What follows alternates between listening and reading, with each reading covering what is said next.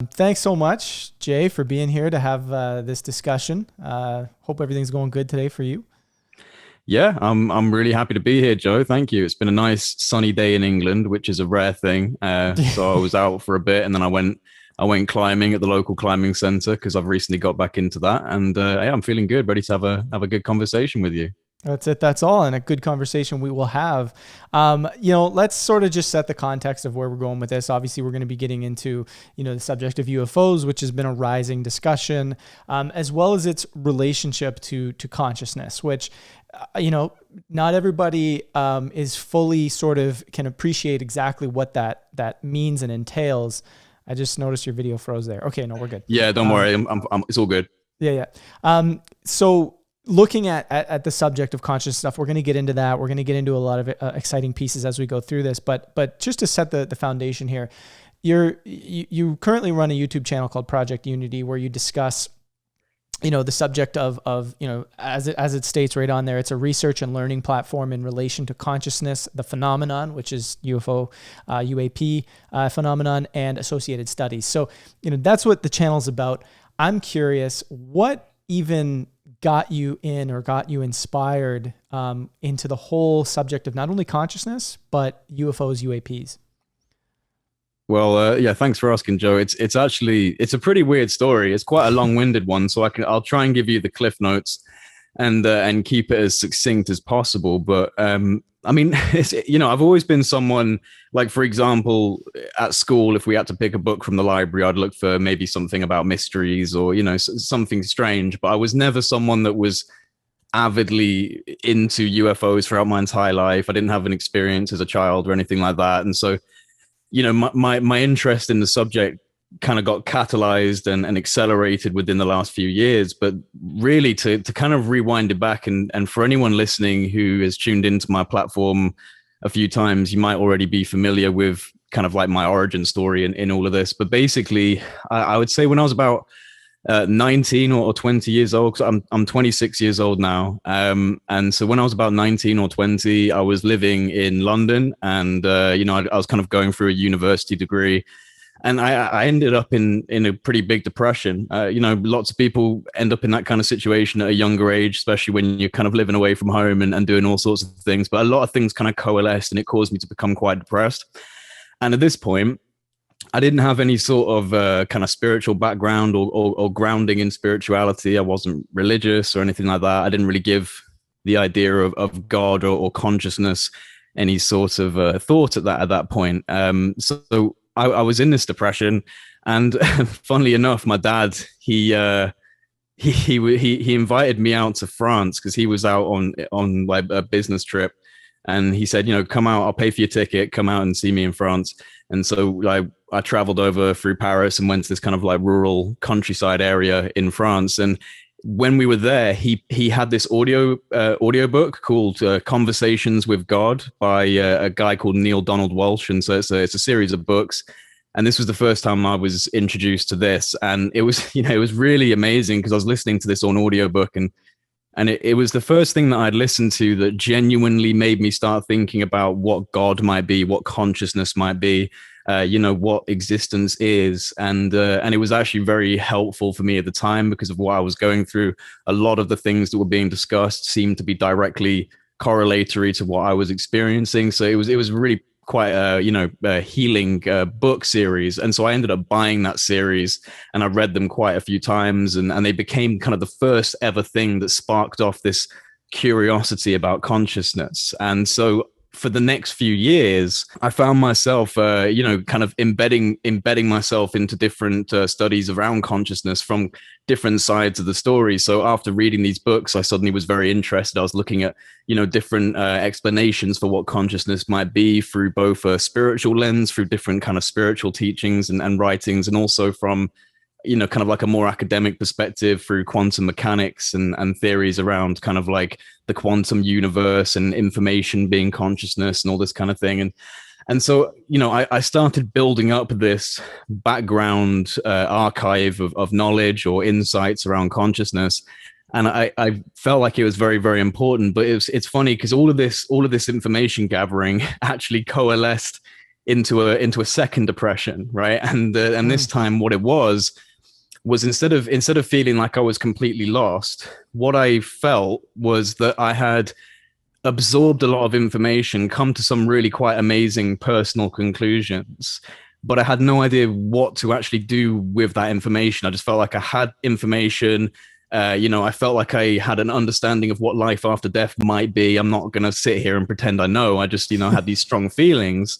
But I was just like, well, what do I do with this? I'm sitting here in my room as a physical human being. I've still got to go through life. I've still got to go through all this stuff. And like, I don't really know how any of these things that I've learned are going to help me in my physical life. And it kind of feels like I've learned stuff about the next life or the next experience. And so it actually got me quite depressed. And literally sitting in this room, I was sitting on my bed and I just decided to speak out loud to the universe. So like, a prayer to some extent, but just kind of out loud to the universe. I just kind of sat on my bed and said, look, I need something in this life that is attributable to what I feel like I've learned. I need to be able to do something, kind of with my hands, with my body, with my actual existence that is connected to, that relates to these things that I feel I've learned about consciousness, because it all just feels so important. And my life feels relatively mundane in comparison to what I've learned, And so I sat on my bed and I made this request,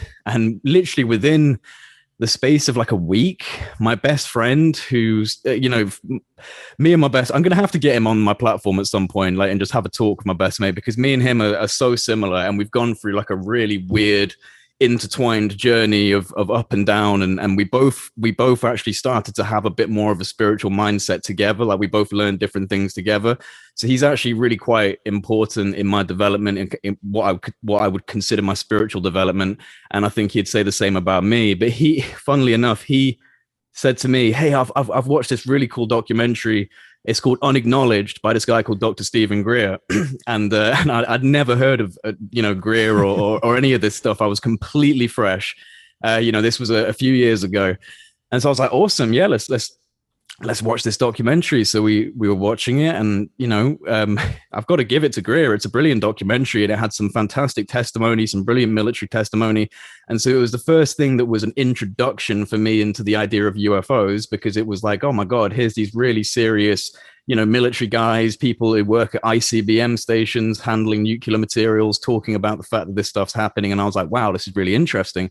But then when it got near the end of that documentary, that's when he brings in the idea of CE5, of consciousness contact. And, he was talking about how you can use consciousness in a non-local capacity to initiate some form of contact. And I was just like, holy shit. Like, that is literally pretty much what I was asking in some format, because here's the universe essentially saying, look, there's something you can do with your physical body, with your mind, like you wanted, that has something to do with consciousness. You can go out and you can actually start initiating some form of contact. And that was the realization I had, for me at least, on a very subjective, personal kind of synchronistic journey level. It was like a real click, like a light bulb in my head just went off when he started talking about these ideas, because he was basically saying the same stuff that I'd already learned, except I'd never even thought about directing it into making contact or anything like that. Like that had never crossed my mind. So that it was like this one little click in the chain link that kind of put it all together for me and made me go, oh my gosh. So for me, what kind of happens, I can understand that if you've come into this subject through a nuts and bolts perspective, just from kind of like the data centric material and documents side of this discussion, I can understand that if consciousness issues are very standoffish and don't seem right to you. But for me, because of my journey and because the introduction into the UFO subject was this idea of consciousness, which already, related back to what I was doing previously, it was very easy for me to transition into this idea that consciousness plays a role in the UFO subject. And so, I went outside into my garden and started sending up thoughts, getting into a meditative state, clearing my mind, and sending very coherent thoughts around the idea of having some form of contact. And, it didn't take long before I started seeing things I hadn't seen before in the sky, which were like, bright white flashes of light that would kind of go across and flash uh, almost it would seem like they would do that connected to my thoughts, like to my responses. There'd be a sudden bright white flash and lots of different orbs traversing over the skies. I know we have so many satellites in the skies, and obviously there's things like iridium flares and all that kind of stuff. And I'm not crazy. Like, I know that there's all that kind of stuff. But there were things that were happening that just seemed so outside of the normal parameters of what I've seen. And I'm a sky watcher. I like looking up at the stars. But before I had this education and realization, I didn't see any of these things that I'd seen. But what happened to me that, I think around this point, I had created Project Unity because I wanted to try and kind of like create a little channel and upload clips around things like CE5 and that kind of stuff. So I think at that point I had actually created Project Unity, but there was no real direction to it. It was more just kind of finding different things that seemed like they were connected to consciousness and UFOs and uploading them. And it wasn't really until I had my crazy vivid sightings, because there was 4 of these occasions that included orange orbs of light, which I can get into if you want. But yeah, basically I had these amazing contact experiences that changed my life. And so from that point onwards, I just felt like I needed to do something, and Project Unity kind of evolved from that point. And I had some very lucky breaks along the line that allowed me to get connected to some really quite interesting people in the UFO community quite quickly. I know for some of my subscribers, they've said it's just crazy how quickly things happen for you, and I totally agree. I'm not I'm not showing off, because there's much bigger and better people than me, but I have had some really weirdly unique opportunities that just kind of came out of nowhere. And me getting into this, me having my contact experiences and kind of solidifying myself as someone within the community has really been that answer to that prayer that when I was sitting on my bed and genuinely saying I need something to do. Project Unity became a thing. Mm-hmm.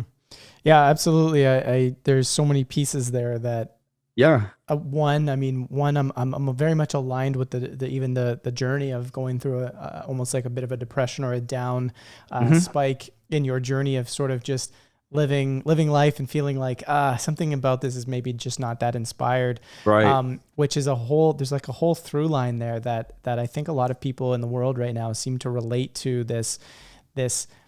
We feel like there's something more. There's something more. There's something more. Yeah. Yeah. And the depression or the down feeling can sometimes be a bit of a feedback mechanism that learns you into that. And totally. And the personal development or the exploration of consciousness can be a way of understanding more. The thing that I thought you said that was very interesting about that was it's so much aligned with the ethos of our company and what we try and do, which is we noticed that there was a challenge at times where people go on this spiritual journey of exploration. They read all the books, they take all the courses, they do the programs, and they're like, hey, I have all this like spiritual knowledge now. And then you mentioned, like, okay, but what do I do with it now? What do I do with it? Yeah. Yeah, because we might be a conscious being having a human experience, so great. What does that mean? You're here to have the human experience, right? So the application of this stuff almost suggests a simultaneous journey of, say, exploration of consciousness with how it applies to life, right? Which I thought was a really fascinating distinction, or a fascinating note that you made there. I'm trying to think. Man, you said so many things there that were gold. I'm trying to think. Sorry, I know I was going on and on. No, it's good. I'm just trying to think of the best direction to go here. So why don't we sort of do this a little bit? Why don't we go in the direction a little bit here of consciousness as you're going through and you're kind of seeing how this applies to your life. You mentioned, for example, you're learning these things, and I'm assuming these things relate a lot to the true nature of our reality, study of quantum physics, the study of connection. In the name of your channel, you have the word unity.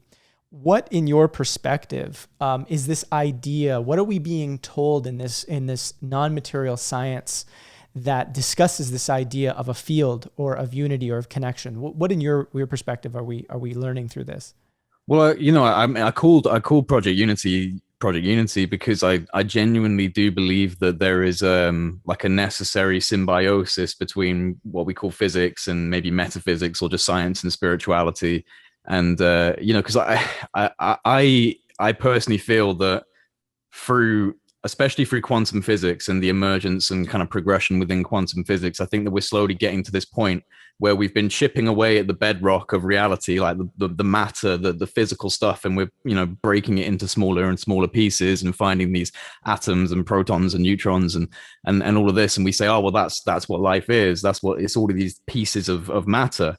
But we're slowly starting to realize that underneath that, the foundation, the kind of, you know, substructure that resonates that matter up is this field of energy, is this kind of entangled energetic field that's across everything that we're just kind of submerged within, basically. And, you know, I can't remember the physicist that said it, but it's funny because there's so many different correlations between what could be a spiritual quote and what a physicist might say in quantum mechanics, because they said something along the lines of, the electrons in my body are the same ripples of the same field within the electrons of your body, which is literally a physicist's way of saying we're one. The universe is one.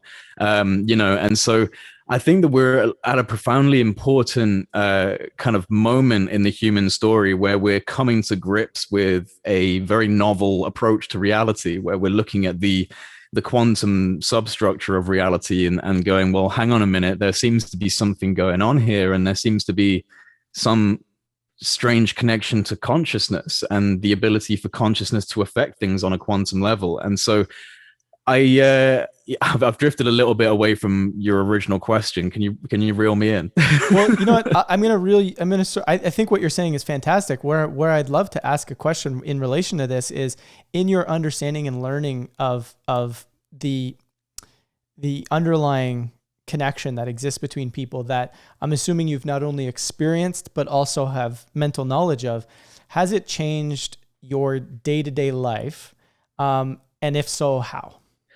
It has, but not as much as I want it to. I think, you know, for me, the key word for me is discipline. That's what I need more of in my life. And so, yes, it's changed so much about the way I view life, and it's changed a lot about the way in which I try to respond to life, but it doesn't always change the way I respond to life. You know, I mean, I think all of us can say that we try and hold ourselves to that highest ideal, but so often we're like pendulums where we swing in and out of these types of feelings. And, you know, definitely more often than if you rewound 5 years ago, I'm trying my best to kind of reflect the ideas and beliefs that I have within my own actions and within what I actually do in my life. But yes, I mean, if I think about what I truly believe, which is that everything truly is a conscious energy experiencing itself, and that, you know, humans and sentient beings and life is essentially just focalized, crystallized points of consciousness that are all interacting with each other so that they can actually experience what it is to experience, you know, like point blank, just to experience everything, all there is, you know, within this kind of infinite sandbox that we call the universe.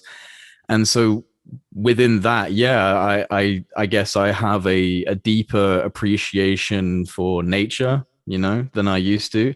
I definitely look at the local biosystem, the local environment, with more respect and more reverence than I used to. And I try and remember that everyone is essentially a reflection of me, that, you know, it for each of us, we're all just reflections of each other, and to try my best to model my responses appropriately to that, to try and not, you know, and I don't want to come off preachy, because I make mistakes all the time, it's funny, I was actually talking about this with my best friend today, but just to try and not bring pain into the world, you know, like to genuinely try and not hurt people. And you know, you think back on times where you said something or did something that you shouldn't have done. And weirdly enough, yeah, the things that I've come to with consciousness and even, you know, even though I try and explain it sometimes within a physics paradigm or a quantum mechanics paradigm, because I know that some people find that a little bit more palatable than, you know, woo-woo hippie consciousness, if you want to be like that. I love both sides of this, you know, I totally understand both sides of this, but yeah, it's definitely impacted the way that I try and respond to people and my environment, and, you know, and my own personal well-being as well. Like, I need to meditate more than I'm doing. I was really good at it for a while. I was getting into meditation every day, and my best mate, he's so good. He meditates every single morning. The first thing he does is he wakes up and he meditates for, like, you know, half an hour. And the first thing I'm doing right now is grabbing my phone and checking Twitter. So it's not good. I've fallen into that trap a little bit. And so, yeah, it's changed the way that I think about things. But in some ways that can be a blessing and a curse, because you know the way in which you might need to change, but then you're really aware of the fact that you're not changing. You're like, what are you doing? Like, come on, you should be doing this thing. You should be doing that. And ignorance is bliss, as they say. So, but no, I think that it's profoundly important to have a deeper understanding about reality and of life in whatever way it works for you, because when you have that, you genuinely, you do try and be better in your actions. Mm-hmm.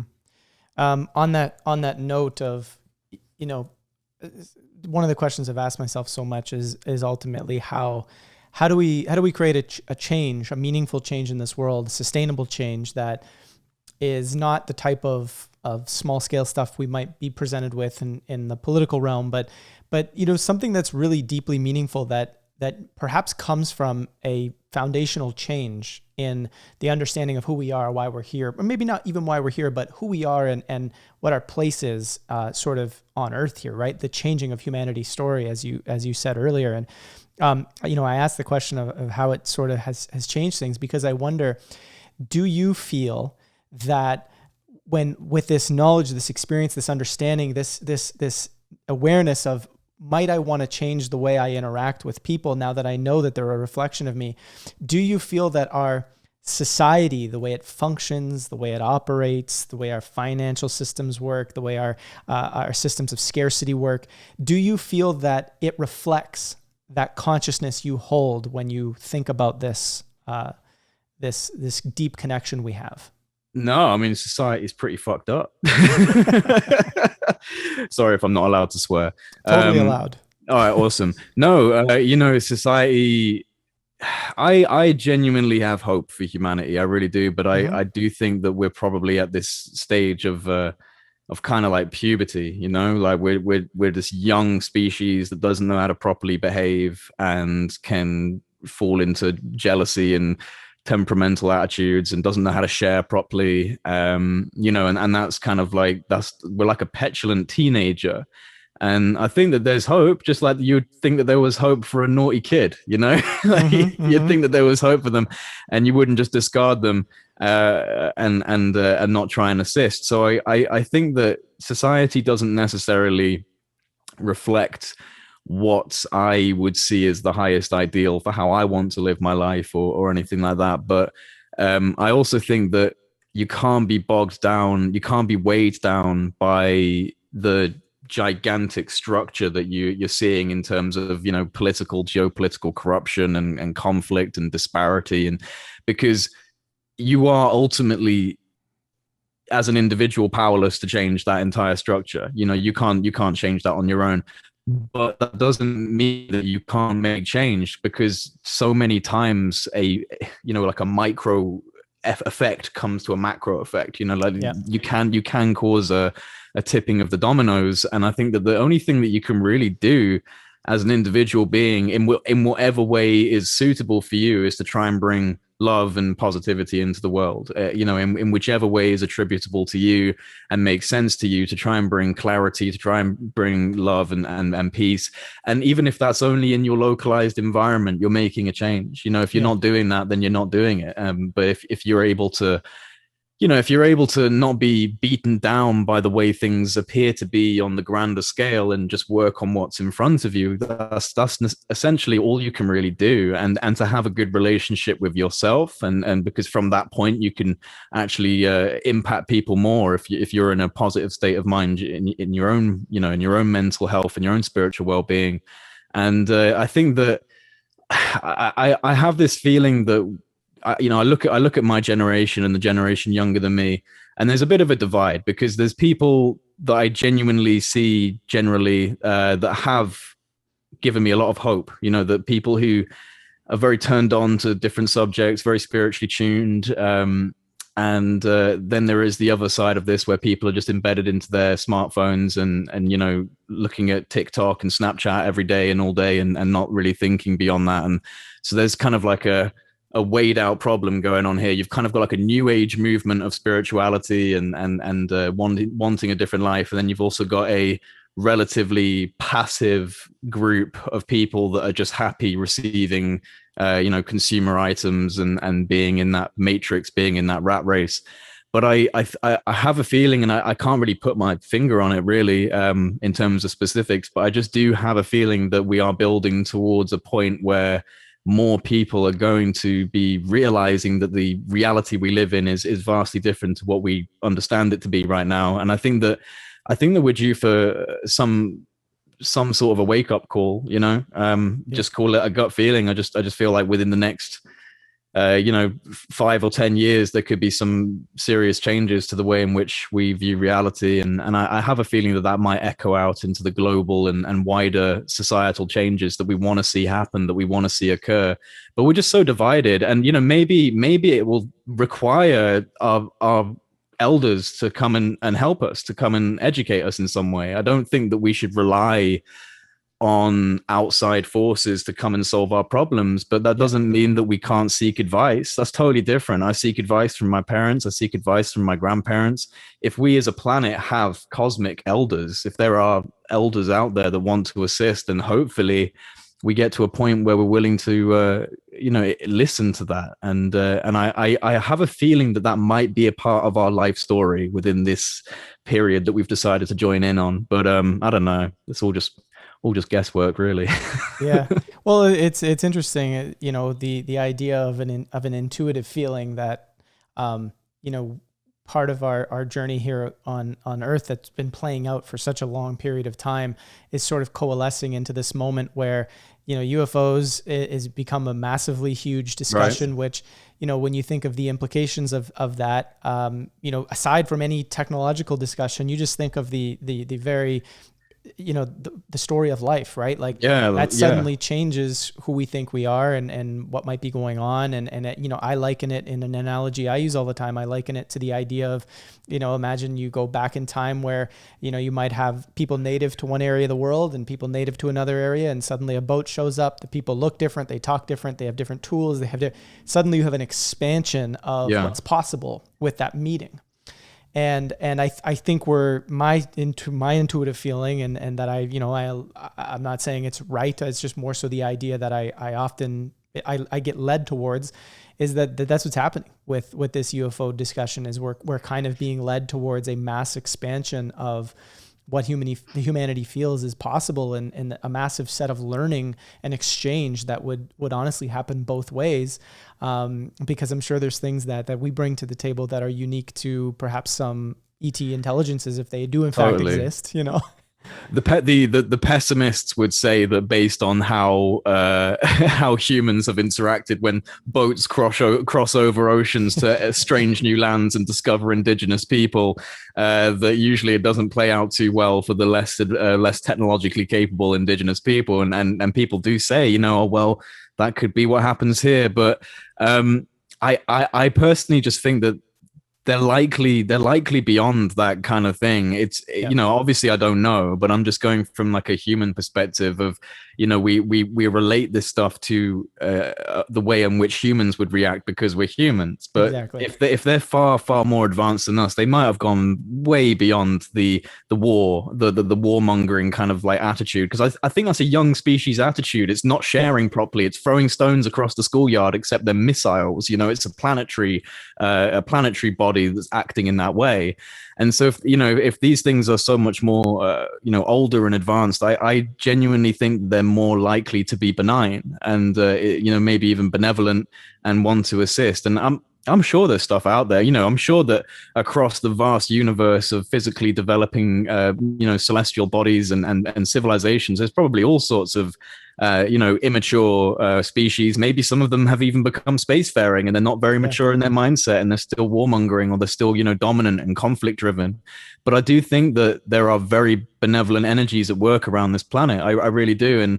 And kind of gets into that whole thing we were going to talk about at some point of balancing that genuine belief that you have with trying to also maintain a level of credibility and seriousness and respect, and so that people do listen and want to pay attention to what's happening. Because for me, I've had to try and find a way to kind of bridge that gap between what I believe to be real and what I'm trying to get people to understand as facts. And they're very different things, to be honest, right now, understandably. But my inner truths are important to me. And I do genuinely believe that there are positive energies around us that are assisting in some way.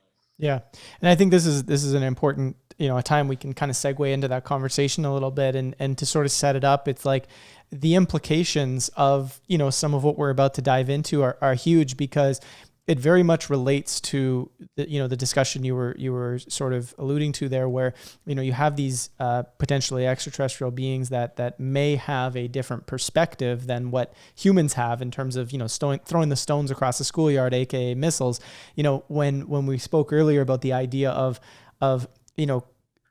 when you have a deeper understanding of the nature of reality, did it change the way you viewed others? And you mentioned, I don't want to cause pain, yet here we are as a society where we almost don't think outside of our selfish actions per se, right? So we can see that experientially, I know myself, I know that our team here at Collective Evolution, and tons of other people that we've spoken to over the years have had this shift in their thinking through experience and also understanding of the nature of reality that has suddenly changed the way we view each other in this planet.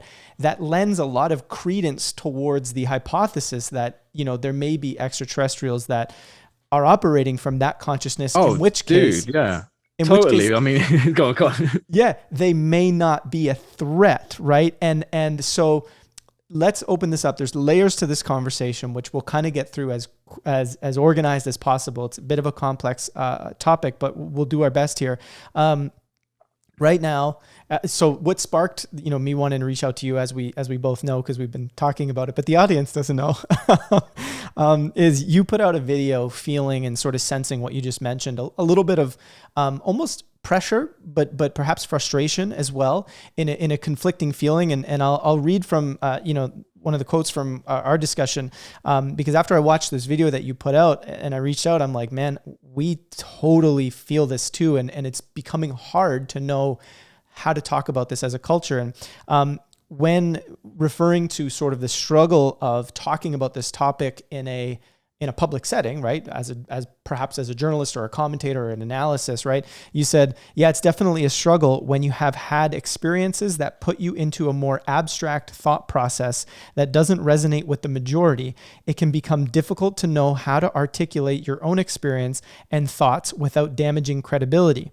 And when you have some level of online presence and credibility, it can definitely become a battle to strike the correct balance. To expand upon that, what do you mean in relation to, what did you mean in there in relation to what's happening right now?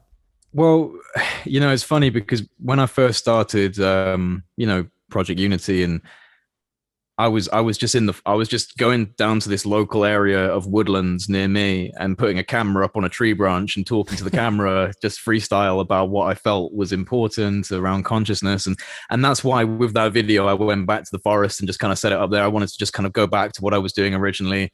And, the reason I did that is because, look, I totally understand that, like, the UFO community is a little niche, and I'm a tiny little thing within that niche. I'm not ego tripping.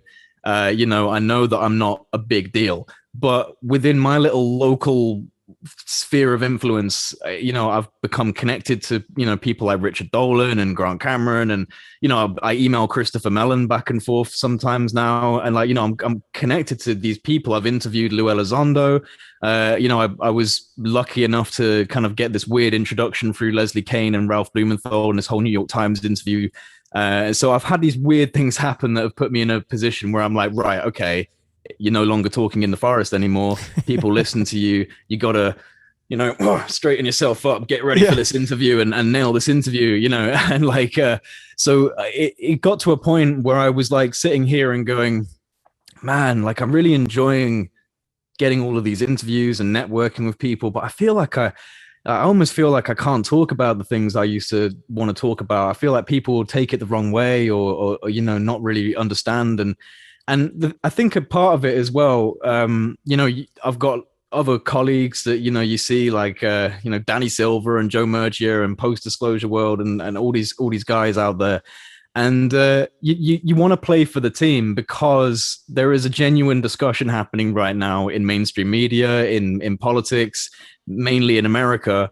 And yes, it's a very small percentage of what the actual conversation is, about, there's nothing about consciousness, but at the same time, these are really good like blueprints to get people involved. And so you want to play for the team to a certain extent. You don't want to be relegated to a corner where you're just shouting about consciousness and everyone's kind of like, oh no, like, we're talking about UAPs and incursions over sensitive sites and the shadowing of carrier strike groups into Middle Eastern theaters and all that kind of stuff. And it's like, all right, okay, sorry, I'll go away into my little consciousness corner.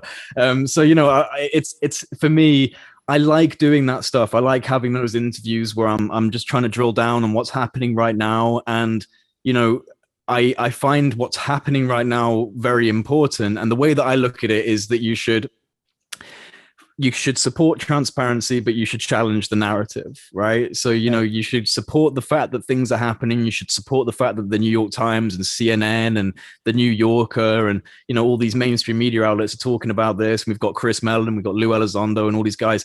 That's great, but we should also challenge the narrative that's being put out that, the US government was essentially incompetent and didn't have the capable sensor technology to pick up these things. And now suddenly in the past few years, we've got better cameras so we can see these things. And, it's time to take it more seriously. It's like, hell no, there's been decades of cover up, and that should be challenged. But you can't just throw someone into the deep end without any armbands, without any support, and just expect them to be able to swim in that. And so, like, for me, it's kind of like, I understand that to a certain extent, the consciousness conversation it's in the deep end. It's where there's lots of strangeness and also some pretty crazy people. Like, not everyone is completely on point with this stuff, and there's some radical ideas out there. But I think that it's really important to try and, at least for me, like we were saying, to strike that correct balance. And that's what that video was about, because I felt a bit stressed out. I was just kind of like, oh man, I feel like I can't talk about consciousness. But I was very encouraged by the comments, and there was so many lovely people just saying like, no, do what you want to do, and do what's right for you, and they're right. Like, you should absolutely pursue what you want to pursue. And so for me, it is about just striking that balance. I do professional interviews. I make sure I'm very read up on the people I'm interviewing, and I do it as professionally as possible. I use the right terminology. I talk about the modern events.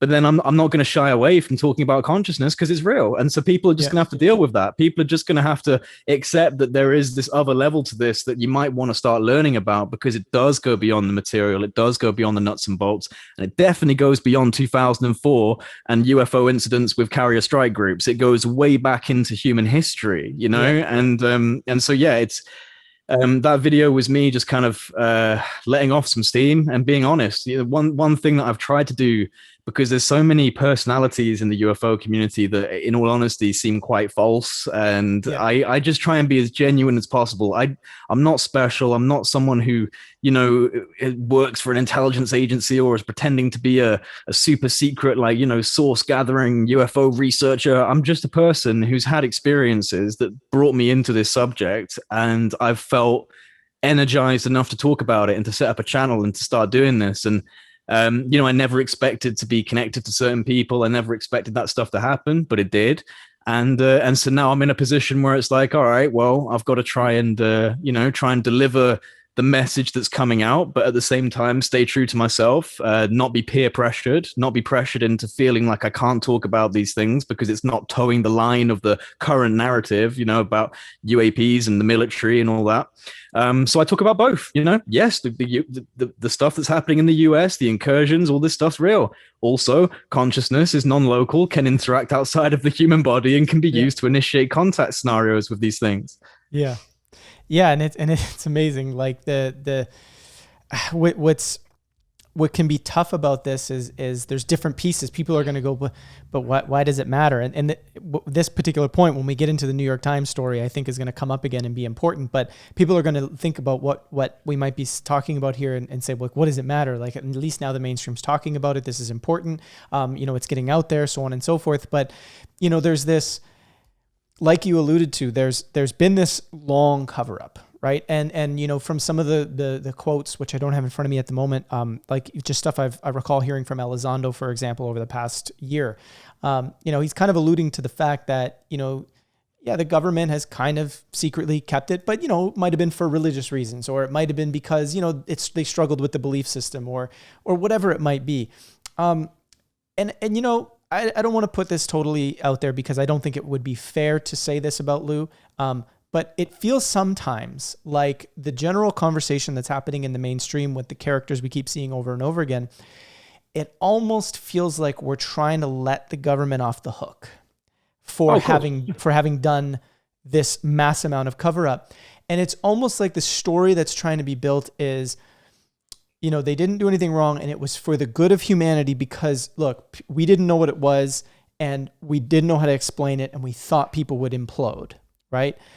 And I recall in the X-Files, there's a show called the X-Files. I'm sure you're familiar with the show. Mulder talks to who his source is in one of the early, I think it's like season 2 episodes, where he's discussing the cover-up of a dead human or a dead alien body that had been recovered. And his source goes to him, there are some secrets that, people are not ready to accept. And Mulder responds to him, who are you to decide that for me?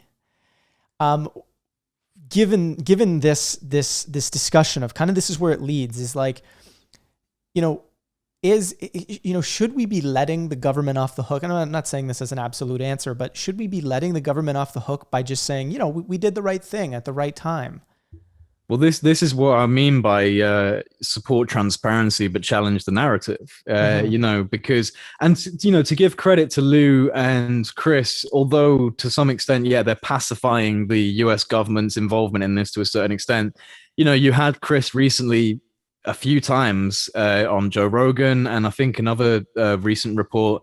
He's saying, look into the DOE, look into the Department of Energy, which used to be the Atomic Energy Commission, which was basically like, linked with Roswell inescapably. And so I do have to give them props for, saying, look, go into these departments, ask questions, look into those types of areas. But yes, to a certain extent, they're definitely trying to, or at least it seems like the narrative is trying to lean towards ignorance on a governmental level. And I think that to a certain extent, that's true. Like on the surface level of government, probably total ignorance, like senators, congressmen, maybe even some pretty high ranking defense officials and intelligence officials might have been left out of the conversation. But, there is this black budget world of clandestine, special access, waived, carved out, unacknowledged special access programs.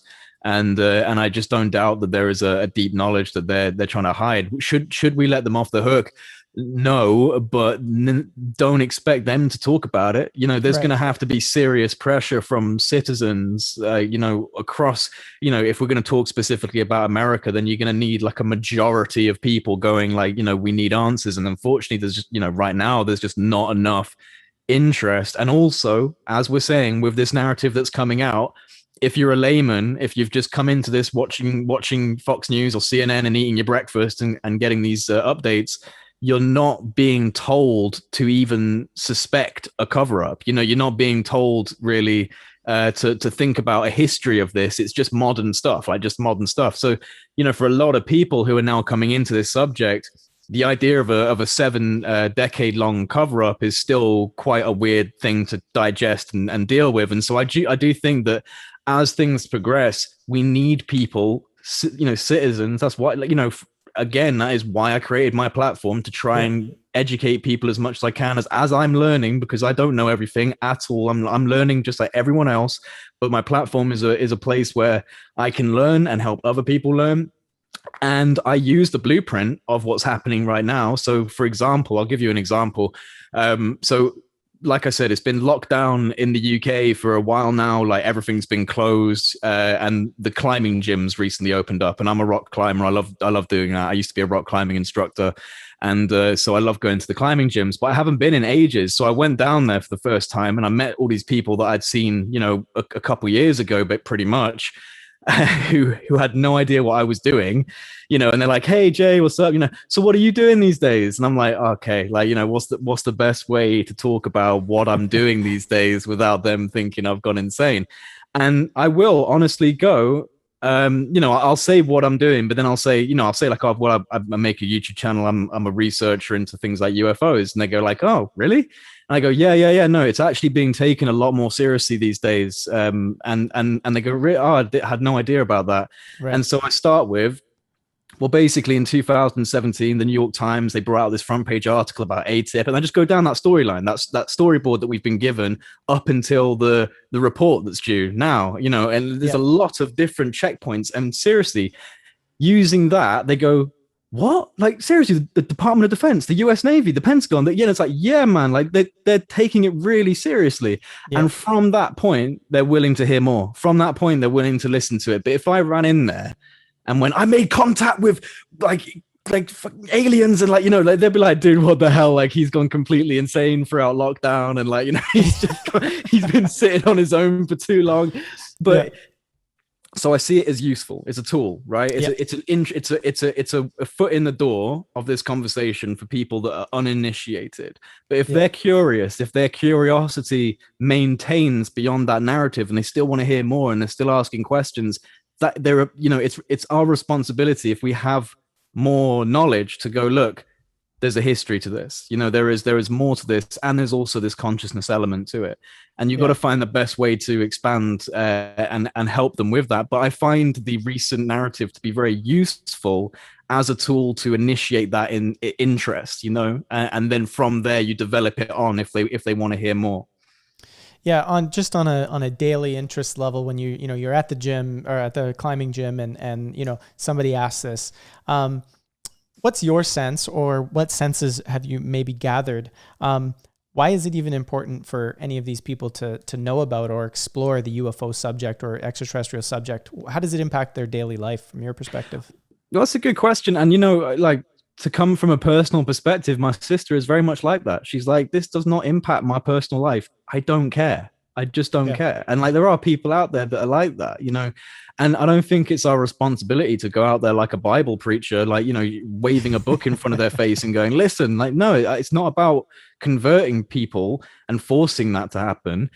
If just put out that offer of like, hey, there's something I could tell you about, which is really interesting. And if they want to hear it, they want to hear it. If they don't, leave them to it. Not everyone needs to know. And it's funny. We were talking about people having like super secret sources and stuff, but one of my super secret sources, someone in intelligence who I've spoken to for a long time, that's the way they see it. Is not everyone deserves to know or needs to know. I don't kind of see it as pessimistically as he does, which is kind of like they don't even deserve to know. Whatever, it doesn't matter. Like, it doesn't care. Like, whatever. Like, screw them. And I get that, but I just don't waste my energy on trying to like feverishly convert someone who doesn't want to know. It's fine. Like, maybe it's just not part of their journey of learning. But I find that people are more curious than you think. And I genuinely have to say that the narrative that's come out, the mainstream media, the talking points are really helpful, because it gives it credibility for people. It takes it out of that world of like, oh, well, I saw a documentary once and it's all pretty weird. Like, it's like, yeah, okay, cool. But the Department of Defense, the Pentagon, all this stuff's suddenly happening. And so you've got these really good talking points, but yeah, like not everyone needs to know. You don't need to drill it down everyone's throat. But I kind of have a feeling that within our lifetime, everyone's going to know. Something's going to happen. Yeah. 100%. And this is kind of where the conversation gets a little bit complex and nuanced as well, because it sort of leads to, if there's, we've been warned, per se, right, by some whistleblowers, by some longtime researchers, that, the government has been covering this stuff up. They know it's there. They know a lot more about it than they're alluding to. I mean, I think we can all expect that what we're going to get in June is not really going to be everything the US government knows. Like, I think we can all kind of expect that. And you could say, and I think this is true, and I think there's documents that support this. Whether you want to apply validity to some of these documents is up to you. But, there's documents that suggest that there's relationships between intelligence communities and news organizations that were designed to spike potential UFO leaks and so on and so forth. For sure. Information about that. So you could say that the media has been sort of complicit in controlling the narrative, in limiting the narrative. And so while I understand and I 100% agree with you, the validity that comes with the New York Times and the mainstream media now talking about this subject, UFOs are no longer a conspiracy theory, right? There's a immense amount of power in that. However, at the same time, there are people that are sounding the alarm bell that says, look, part of this agenda is to call it a threat. And to call these things a threat might have, some overarching or nefarious intentions involved. Maybe not everybody knows that they're nefarious. Maybe it's not entirely an agenda, but this starts coming into the picture. And we then know that the media would be a complicit as a tool for the government to do that. What are your thoughts and feelings on that piece there, specifically also referring to some of the threat ideas? Yeah, it's something that I have personally battled with, and I still do. I really want to try and not be insanely paranoid. You know what I mean? Like, I think especially when you're looking into these kind of things, into the world of conspiracies, you don't want to jump too crazily to a conclusion. So part of me looks at it and goes, all right, how would you start a conversation about this kind of stuff and get the body politic, get the bureaucracy wheels turning? Yeah. Can you go into the Department of Defense and say, there's these things flying around and we're pretty sure they're peaceful? It'd be like, what are you talking about? Like, how do you know they're peaceful? All these different questions start coming out. But if you go to the Department of Defense, or if you go to the Senate Intelligence Committee and you say, look, we've got these unknown advanced platforms, beyond next generation platforms with performance capabilities and flight characteristics that are just outside of the envelope of technological capabilities of the human race. They're outside of adversaries' inventories, private sector inventories. Our own military can't match this. And they're also penetrating into our sensitive sites, into our training ranges. They're disrupting, electronic signature connections between ICBMs, and our missile payloads and all this kind of stuff. Then they start going, "Holy shit! Okay, right, okay, I'm paying attention. I'm paying attention now." And I think that part of it could genuinely be greasing the wheels of bureaucracy to get them to turn faster. To go, look, there is a genuine response we need to have now to this issue. My issue, obviously, is that I do not believe that they consider them unidentified within the realms of the inner circles that know this stuff. That they know what they are. They know what they are to a certain extent, and probably have a sizable amount of materials collected over the past few decades. And so, it's very frustrating because I don't necessarily see a heavy threat narrative being driven in terms of people aren't really that afraid of this thing. Like, if they're driving a threat narrative, they're doing a really bad job at it, because people are not terrified running around going, "Oh my God, the aliens are coming." You know what I mean? This is barely getting really any news attention in terms of the global issues that are cycling through the 24-hour news cycle. I mean, it's just not.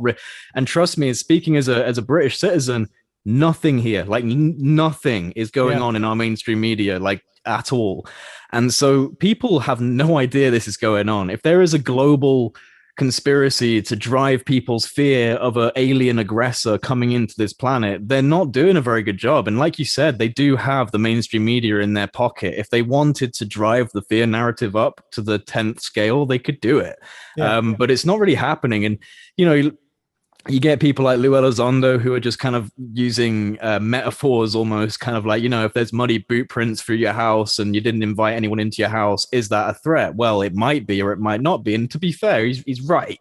Yeah. But the issue for me is that they know more than they're able to say, and they're probably able to explain it in a different way, where it's actually, based on our conclusions, they're a threat. They seem to be pretty benign, other than their interest in our warfare capabilities, and so for me, I'm trying not to jump to the conclusion of it's a threat narrative. We need to never trust these people, but I'm also keeping cautious. I'm also maintaining some caution and going, right, well, I've got, that's why I say challenge the narrative, because there is so much more to this. And I don't think we can ever rely on people like Christopher Mellon or Lou Elizondo to reveal that, because they'd go to jail. They've got non-disclosure agreements. They're not going to do that. So yeah, it's genuinely like a kind of back and forth struggle of how I feel about a threat narrative. Part of me thinks it's just the appropriate bureaucratic language that will get things going faster in Congress. And part of me is frustrated because I'm pretty sure they know enough to not Yeah. label it a threat. So it's like, what do we do with that information? So I understand why people are torn between this. Yeah, and it's something that we've thought about for such a long time as well, because it's one of those things where we call it vigilant awareness. It's like saying to yourself, like, look, I'm not gonna panic. I'm not gonna like freak out and like go super paranoid, but I'm gonna look, and I'm gonna look closely, and I'm gonna be present and Yeah. and be vigilant about what possibly could be going on, and knowing the history, knowing the secrecy, knowing, this is where it sort of delves into the question of conspiracy, right? Like, for a very long time, the word talking about conspiracy was always seen as like, well, like, hold on, there's no conspiracy in this world, right? But if you were to not go down, like I wrote an essay about this in 2020, it's like, if you were to not go down this path of ultra unprovable, completely circumstantial evidence conspiracy, and you're actually to look at, conspiracy that is very evidence-based, that is more than likely true, but we can't prove with certainty. If you were to go down that path, you can start bringing up a lot of extremely intriguing examples that point to a level of something going on that we can't put our finger on, but that is hugely impactful. And one of the most powerful examples that we often talk about is like 9/11, for example. And the reason why 9/11 is an interesting conversation is not to say that anybody who questions the narrative automatically knows what happened, right? Like, I don't think anybody's claiming, hey, I know exactly what happened. I mean, there might be some people out there, right? But the point is you don't know what happened, but we do know what didn't happen, right? We know that scientifically. There's been enough people who've looked at that. Like, we know that what happened on 9/11, what the main story we were told, did not happen. Right. So then you got to say, okay, so what are the implications of that? Why, if it's so obvious for people to figure that out, not saying we know what happened, but if it's obvious to figure that out, why is the story being upheld? Why did we have such the conspiracy of weapons of mass destructions, that was just a conspiracy. That was a lie, right? Yeah. So the point is we have government that has evidently said that they will pull off, perhaps knowingly or unknowingly, massive schemes have occurred, right? We don't know what they mean. We don't know who's involved, but we know massive things have happened. And so to have that vigilant awareness and say, well, I mean, what if they are potentially creating a story that's not super threatening, like, okay, the aliens are about to come in and kill us, but more so, yeah, they might be a threat. We need to weaponize space. We need to, for sure. Right. We need to create these forces. We need to create almost a new enemy. It's like terrorism, right? It slowly builds up, and then there's an event that suddenly creates a massive long war that kind of goes on forever. The point I'm trying to get to here is it doesn't have to be that it's so scary for them to be building this narrative.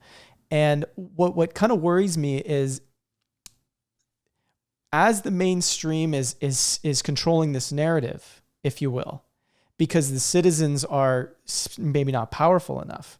The question is, if, as this continues to unfold and the New York Times continues to get all the big pieces, the question becomes, are we really going to get the truth, or are we going to still be giving the credence to the mainstream as being the accurate source for this information? Like, it's sort of a fine line of, I'm not saying I know what to do about it, but it's a fine line of, like, can we really trust the mainstream going forward here? No. No, you can't.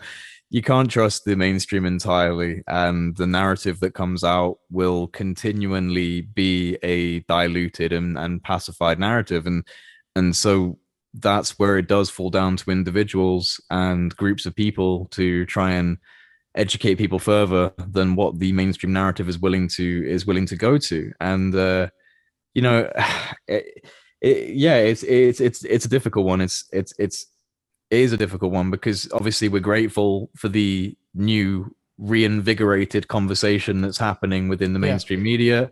But those of us that are to some extent versed on the history of this stuff and have maybe even had personal experiences, we just know that there's so much more to it. But I don't know, like for me, again, it kind of just comes back to this intuitive feeling more than anything else, that they're not going to be able to kind of uphold the narrative that we're thinking that they're going to be able to. Whatever these forces are that are out there, they're so much more advanced than us.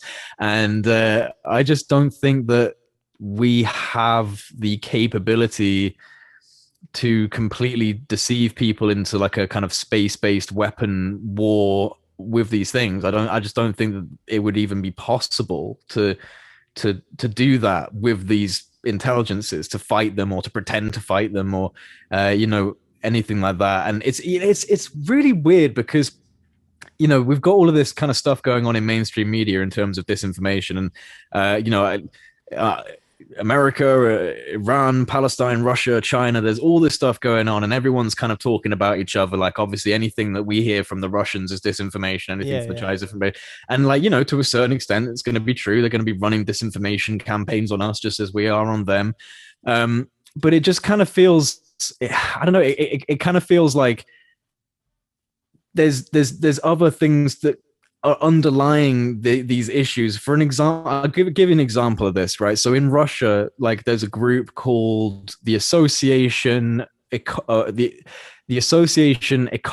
Unknown, AEU, and there's some pretty kind of big deal Russian guys in this group. One of them is a cosmonaut trainer for Russian cosmonauts out in their space city, and the other guy, I can't remember his name. They've got long Russian names, but they're talking about this issue, and they are registered underneath the Ministry of Defense for the Russian Federation.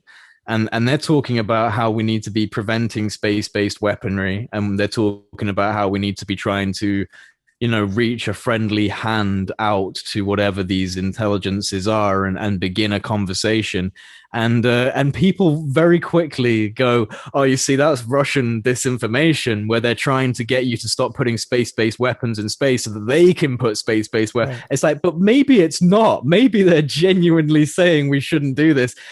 And I feel like we've caught ourselves up into such a frenzy in like a kind of like mainstream media and geopolitics and conflict narrative that we just don't trust anyone like in other countries to have any sort of benevolent intentions, which is really bad and it's drummed up by the mainstream media. So this is why you can't trust the mainstream media, regardless of the UFO issue. I don't trust mainstream media, and I barely trust government. That's why I can't just toe the line on this narrative, nod my head and go, yes, UAPs are this.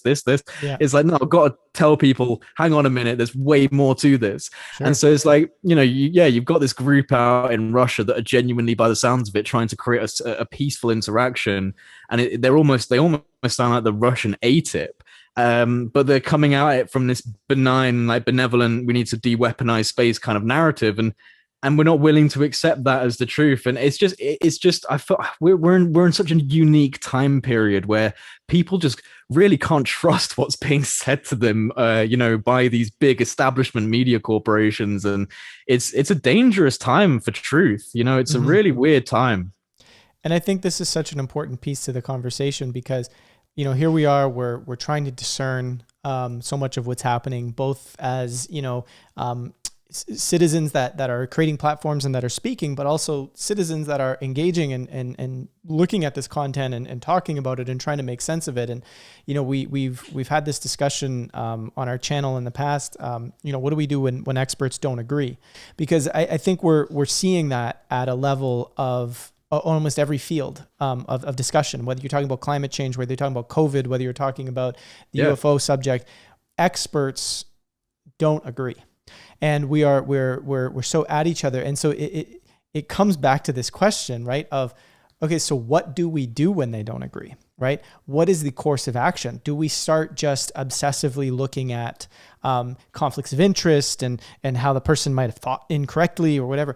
Or is there some way we can improve our thinking? We can improve our understanding. We can improve our critical thinking. We can understand bias and effective communication so that we can become more active and engaged in this process as a collective.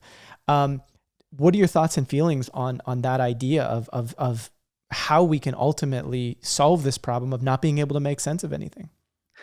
I think I think a genuinely interesting thing is the resurgence of interest in psychoactive substances. And I'm being serious here when I say this, and I don't mean it as if it's going to affect the entire, like, across the board, but we're again, despite all this weird conflict and disinformation, we're also, to kind of put it back into an optimistic bend, we're in a very interesting period of time.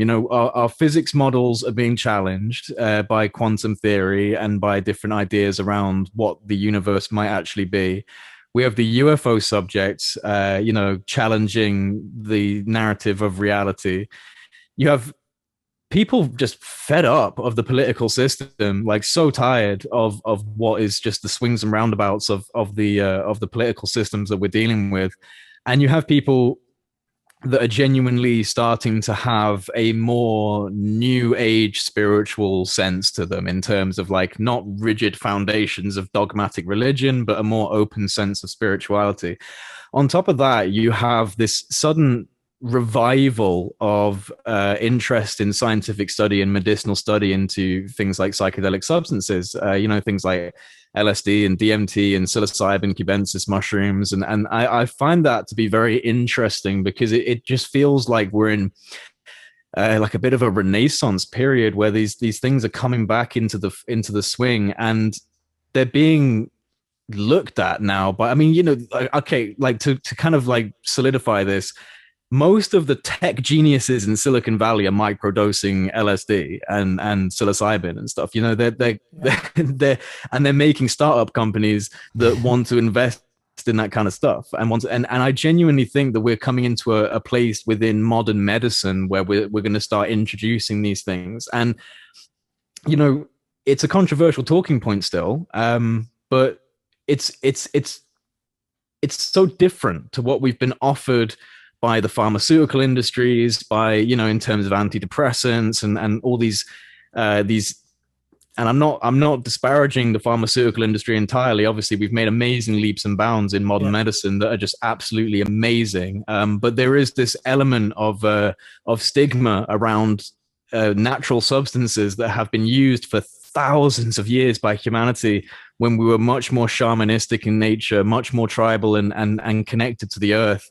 And these things do have that effect of being able to open people up to new ideas around reality. And, I mean, to take one example, psilocybin has the ability to, elicit what they call neural genesis or neural avalanching, which is where parts of the brain that never talk to each other, that are completely, sectioned off from each other, are suddenly communicating in completely novel ways, and it allows for a completely different abstract thought processes to emerge.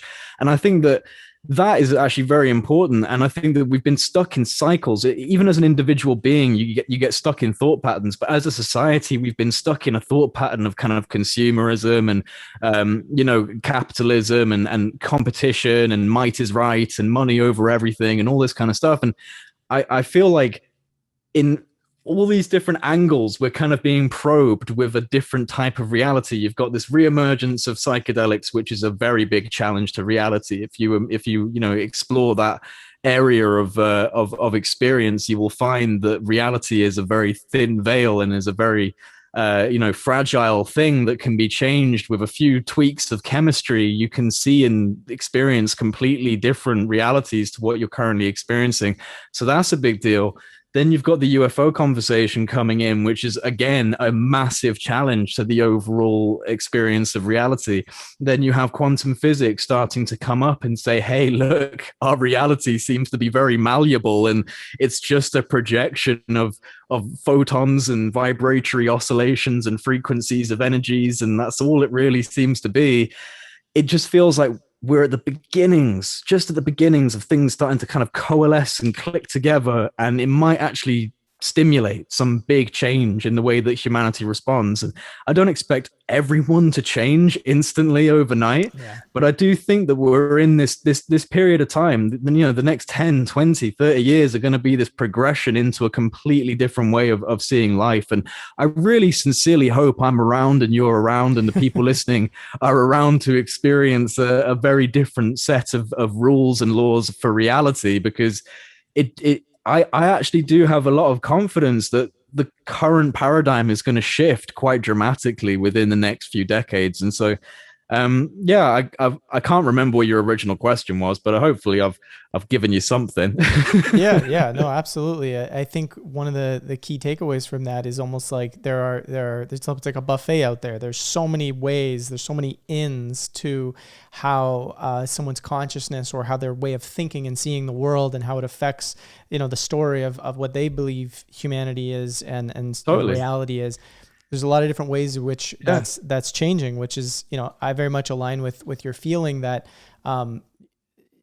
that's what founded the company even to begin with, is we're in this process of a collective evolution that is happening at a level of consciousness that also shifts the choices that we choose to make as a society.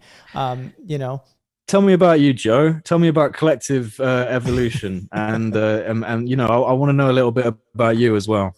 Yeah, for sure. I mean, I don't forget. I got one more question. I got to get to you on the New York Times All right. piece. But I'm sorry. I'm so used to interviewing people. I've got to yeah, try and get some questions in. But no, you ask me whatever you want to ask. no, I'll quickly give you a rundown just so we have it here. But yeah, essentially, I actually went through a very similar path as you in terms of when I was like 20 to 2009. Jesus, I would have been like 20, 21, somewhere in that range.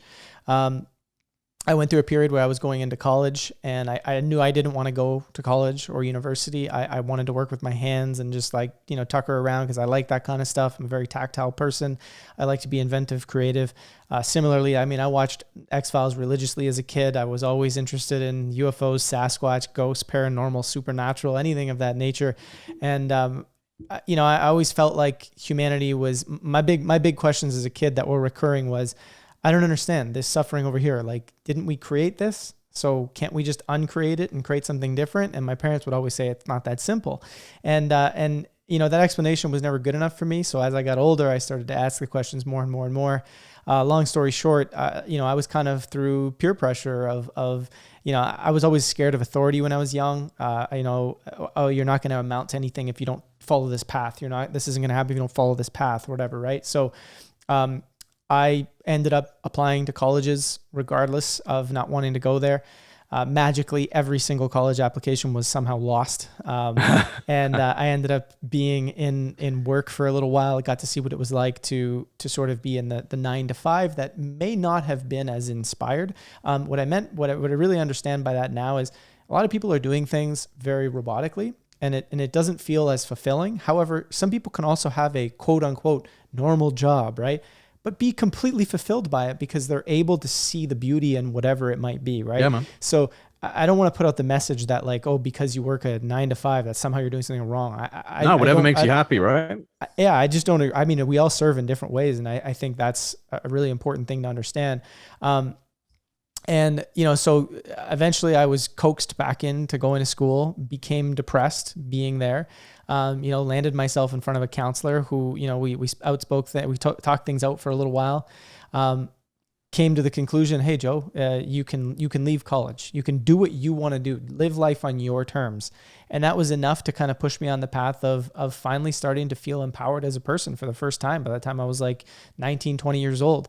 Eventually that led to the creation of Collective Evolution because I was starting to get into the spiritual side of things, the consciousness side of things, initially through like some of Eckhart Tolle's work and a mentor that I was working with at the time. That led me down the path of so much different discovery over the course of time and ultimately founding Collective Evolution on the premise of, what does it actually take to take these spiritual concepts and ideas and apply it to real life? How can we create a world that I know is possible within my being, world where we can actually thrive as people? Because I see it, I feel it as possible. What is it going to take to do that? So we explore what is it that makes humanity the way we are now? What decisions have led to the creation of our society today? Why do we operate the way we do? What happens if we do change our story? How does that change the way we interact, the way we create? So we create media, content, anything in that realm, touches anything from UFOs to personal transformation to current event narratives that asks the deeper question. What is it about humanity that's creating this? What do we need to know? And how do we personally transform and make it all come together?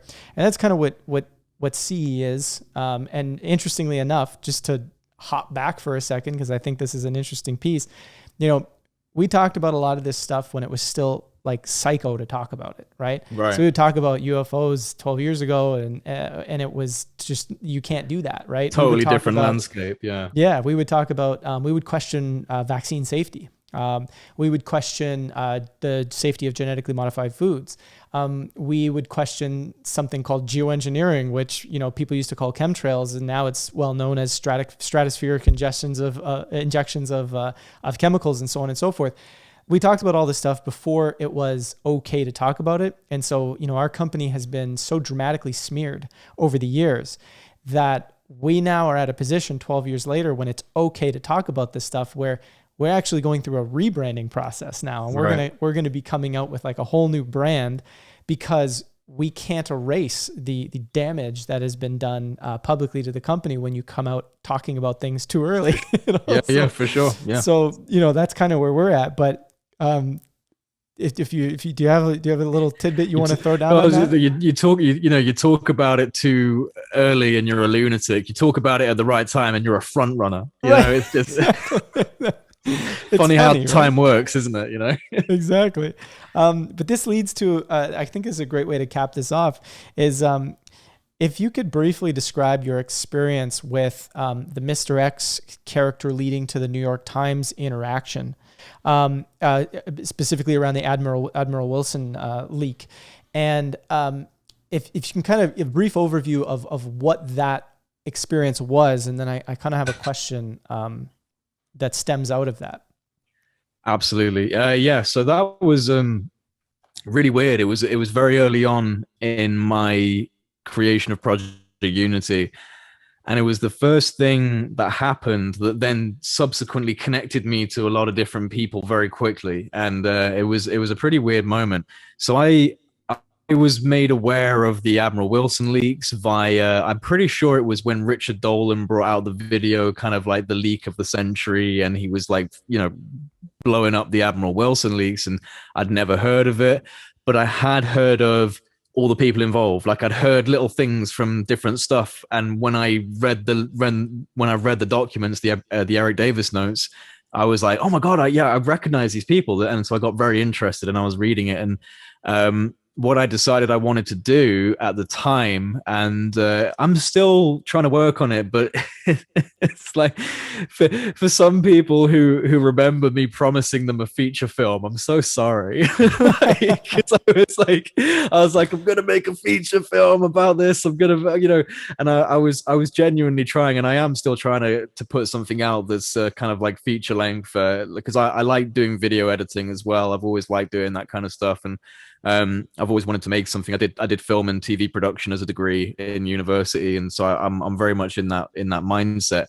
But what I did is I made a trailer for like my future intentions, which was this kind of breakdown of the Admiral Wilson leaks and understanding it. And so I put out this little promo on my channel, which you can still find if you scroll down.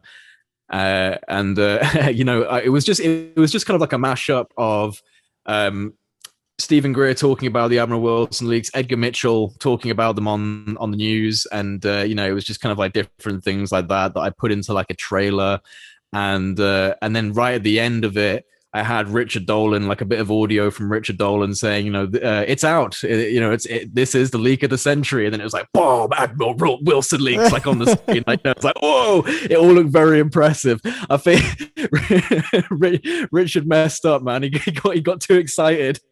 And contacted me thinking, and I haven't delivered on any of this yet, but he's stuck with me now. No, I get on really well with Richard. I think he's a fantastic guy. But basically what happened was he got in contact with me. I think James Rigney got in contact with me first, who's a guy, he was basically the one that chased Grant Cameron down at a conference with the Admiral Wilson leaks. Like, you need to read these. You need to read these. And when Grant Cameron had them, he this was before it all leaked out, you know. For those who don't know the story, Grant Cameron held on to them for so long and was even going to publish them with loads of names redacted. He was worried about it, you know. It gave him sleepless nights. And so James Rigney was the guy that chased him down. So I'm pretty sure, because I'm trying to remember back now, but I'm pretty sure it was James Rigney that got in contact with me first. He introduced me to Richard Dolan. At the same time, he also introduced me to a guy that, you know, I'm really close with as a colleague now, who's Ross Coulthart. He's a former 60 Minutes journalist. He's recently written a very good book, and that's not out yet, but he's doing awesome work in the background. And yeah, I got connected to Ross Coulthart, James Rigney, Richard Dolan, Grant Cameron, and Richard Dolan and I had a phone call because this is where, you know, this is like, this whole story gets so nuts, because this was like, and funnily enough, I'll try and wrap this in so that it gives some context, but let me just quickly put a pin in what I was just talking about and go backwards in time a little further, because before I made this trailer, which got me in contact with these guys, I actually was put into contact with someone who at the time was claiming to be in the NSA, and I now know he is, and he's very much, you know, legitimate intelligence operative officer. And he got in contact with me via my YouTube channel and was very interested in what I wanted to do around the Admiral Wilson leaks. And he said that he could provide names of the gatekeepers, of the other two gatekeepers that, you know, that are kind of referenced in the documents as being the key holders of this stuff.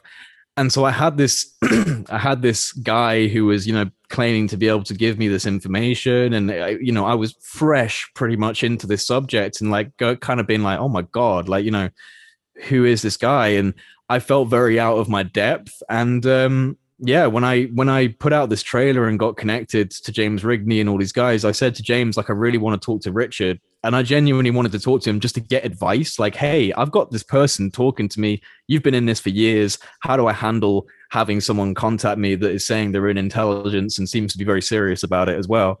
You know, so I had this phone call with Richard, and you know, just kind of laid it out like, hey, I've got this person that I'm talking to. They're saying that they can provide the names of the gatekeepers and all this kind of stuff. And so there was this sudden connection between me and Richard Dolan, because we were talking about this stuff in the background.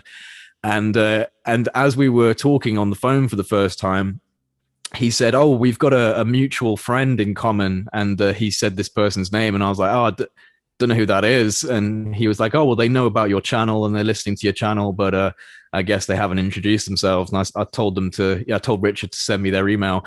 And this is Mr. X. So Mr. X is, you know, a researcher. He's just a public guy. Like, I really wish we hadn't used the name Mr. X, because it sounds so much more serious and mysterious than it actually is. You know, he doesn't want to have his public name out there. And so we just decided very quickly on a name. We're like, oh, just call you Mr. X. And from there, it turned into a whole spiral of like, who is Mr. X and what is this? And, you know, had people calling me out about it and all sorts. And but essentially, Mr. X is just a very intelligent, very well-researched guy with like an encyclopedic knowledge on the UFO history, and he's very well versed on the Admiral Wilson leaks. I know this is a very long story. I apologize. And so, like, he basically, me and him got into contact and started talking, and we got on very quickly, and we were having a really good time just kind of talking back and forth about these things. And then I said to him that I wanted to get him on record to do like a breakdown of the Admiral Wilson leaks, like, you know, from start to finish. We're going to read through the entire thing, and you're going to provide any additional information, because he had so much. Like, this guy knew names that I had no idea were connected, but he connected the dots and he explained it in a way where it was like, oh my god, yeah, those people are involved in this. And he had a lot of stuff that he collected over the time.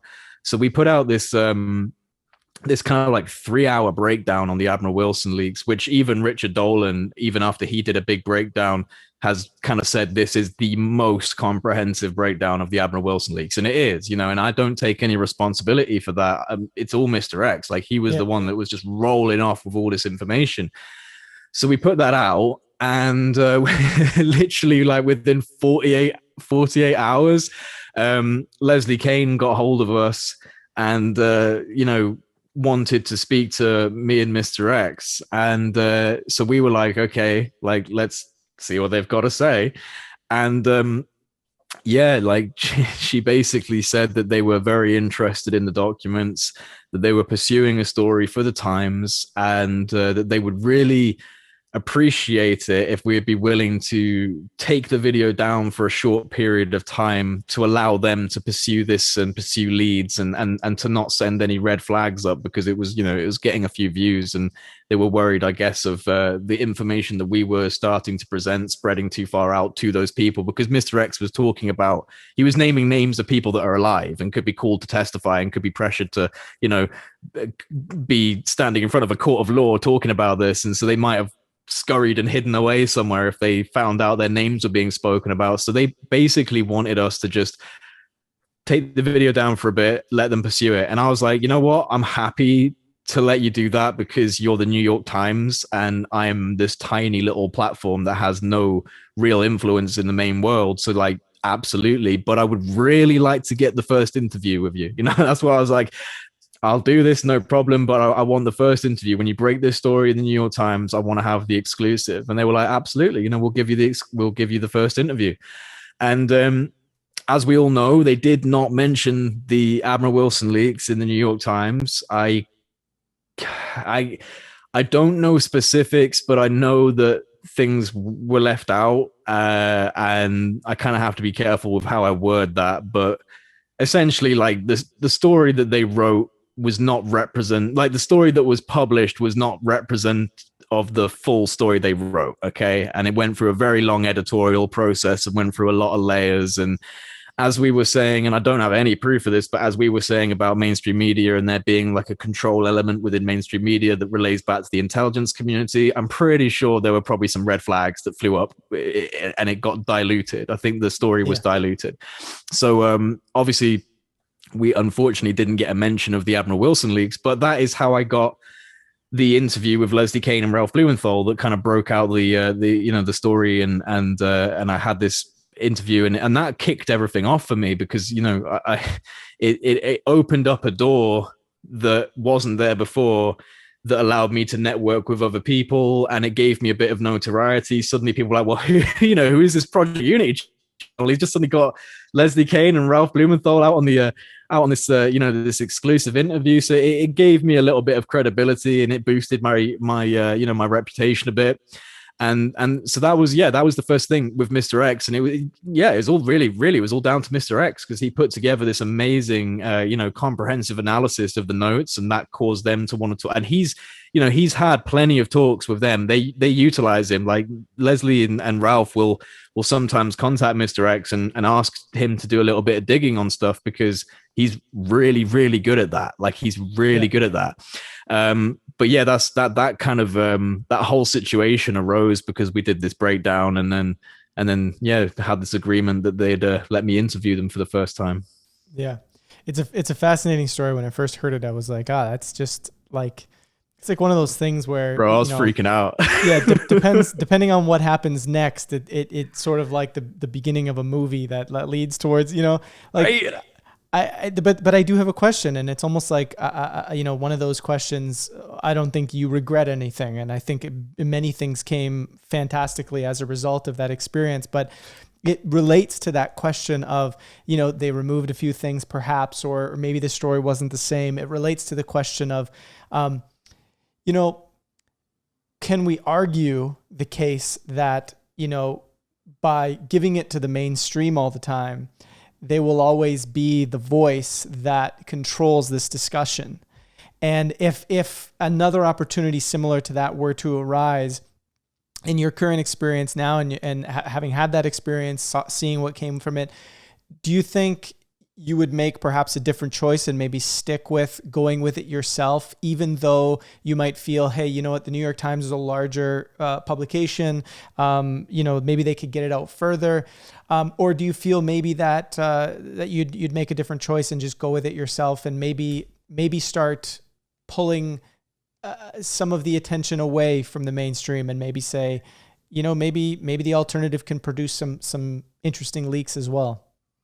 I you know what? I probably wouldn't change my way of doing it, mainly because I still got to put it out on my own channel. Like I still, and Yeah. the breakdown's still there. They didn't make me take it down indefinitely. It was just 30 days. So, um, I can still do it through my platform, and I can maybe speak about it more vigorously than they'd be able to in the New York Times. But the fact that it could maybe get into the New York Times is still a good thing. So I think that I would, if they approached me and I had a scoop on something and they wanted to, I'd probably still give it to them. Like I'd probably still give it to them because I can still present that on my channel, and it's still going to go out to the few thousand people that tune in and listen to my channel, and that's really great. And I can push it forward. But if I've got an opportunity to send something up the pipeline, I'd probably still do it. And also, you got to, this kind of gets back to the whole conversation of the mainstream media being compromised.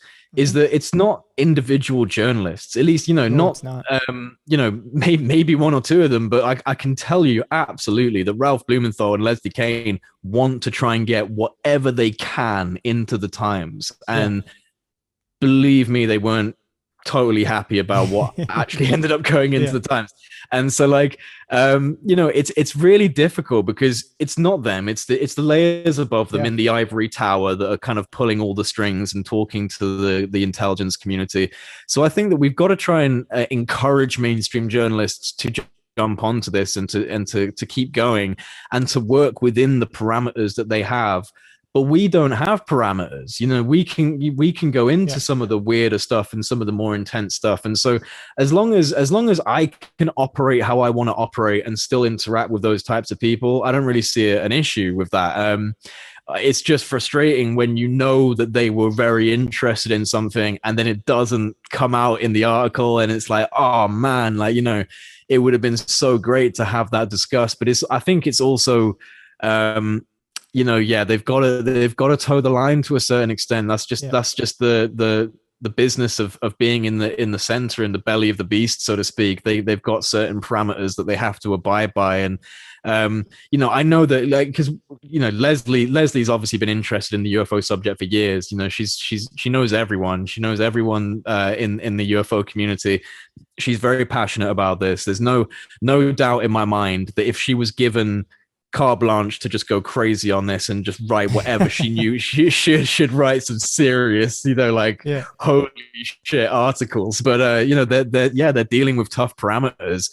I think that it's our job to help them tell that story, and like I said, as much as we can, develop on that. So I'll use the New York Times and the New Yorker and all these other journalists. I'll use their work as a way of introducing someone into this conversation. But then, like I said, we'll develop on that. If their curiosity is suddenly sparked off, then it's up to me then to try and fill in those gaps. And when they have questions that they need answering, to try my best to articulate how it might have happened. And, it comes back to the fact that I'm still learning. Like, we're all still learning. No one here can, I get very annoyed with people that kind of tell you, like, this is the way it is with the UFO stuff. It's like, no, we do not know. We don't know. We have our best guesses. We have our best speculations. And I'm trying to find the best way to look at this. And it comes back again, like we were saying, to this difficult situation. I have gone out into my garden. I've cleared my mind. I've got into a meditative state, and orange orbs of light have come down from space and hovered above my house. Right. So that's changed my life forever. And that's very hard to reconcile with and to package that into this conversation that's happening right now in the mainstream, because it's so abrupt. It's like such a shock to people when you say something like that. And it's, my family have been very supportive, and my family do understand that something has actually happened to me, and that there's no reason why I would be doing this otherwise. I was not interested in this subject beforehand. You know what I mean? Like I said, I was a rock climbing instructor. I've been a lifeguard. I've been a DJ. I've been all these different things. I was never a UFO researcher. I'm doing this because I saw shit with my own eyes. I saw things happen. And so it's really difficult, but it's also a part of the journey, a part of the challenge for me is like, all right, how do I talk about this as sensibly as possible, get people reeled in, and then reveal that there's some real magic going on in this as well. And yeah, so I don't have a go. I don't take that away from mainstream media and say, oh, you know, like we don't need them. Like, no, we totally need them, but they need us as well. you know. Well, yeah, I ask because like I like you, I do feel that the mainstream media has a role to play. Yeah. But I also have this sense that, you know, I asked the question because when I heard the story initially, when you were talking about it, I believe on another podcast, I thought of Edward Snowden. And I thought to myself, I said, why didn't Edward Snowden go to, you know, the newspaper of record, the New York Times, right? And when I really thought about it, especially looking at Edward's words on Twitter over the last, you know, 6-7 years, I think he recognized that the Guardian was still not quite as big, like, you know, like they were there, and there was journalists that he really trusts, but I think he knew that it wasn't going to get squashed and watered down. And I think in that sense, he did something that was like extremely, like, he almost went to alternative media. You know what I'm saying? Like it was almost like he said, let's go to alternative media, which will force, it's such a big story with so much evidence. It will force mainstream media to talk about it, but without being able to water it down. And the reason why I asked you the question was because I thought to myself, like, do we have I'm not going to say a responsibility, but maybe a responsibility to almost start saying, how can we better pressure mainstream media to absolutely stop slowing down a conversation that I do feel we're ready for? And that's why I asked, is I wanted to know if you had thought or considered that perspective.